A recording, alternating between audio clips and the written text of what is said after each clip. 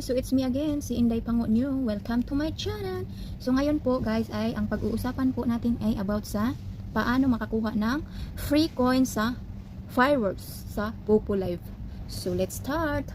Ang gagawin po natin ay open po natin ang ating Popo apps at magantay po tayo dyan sa baba sa may comment section na may dadaan yan. Fireworks will go off. Pindutin natin yan kaagad guys kasi pag nahuli tayo hindi tayo makasalo. Diyan, pagkapindot natin yun, mapunta tayo dito dyan sa nagpa-fireworks. Ayan. So, dyan guys, kahit hindi na tayo uupo, manood lang po tayo ng 1 to 2 minutes. 1 up to 2 minutes. At pag puputok na yung fireworks, ano ba yan? Sorry guys.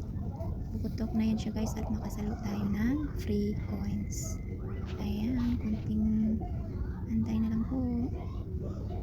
Ayan, ayan na guys. Oops. Ayan, oops, kunti na puputok na siya.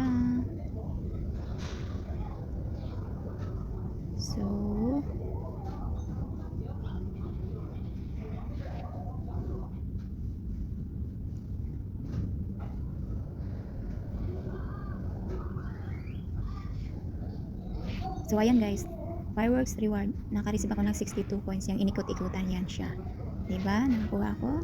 So yan lang guys, thank you for watching. Please don't forget to subscribe, likes, and click the notification bell. Bye.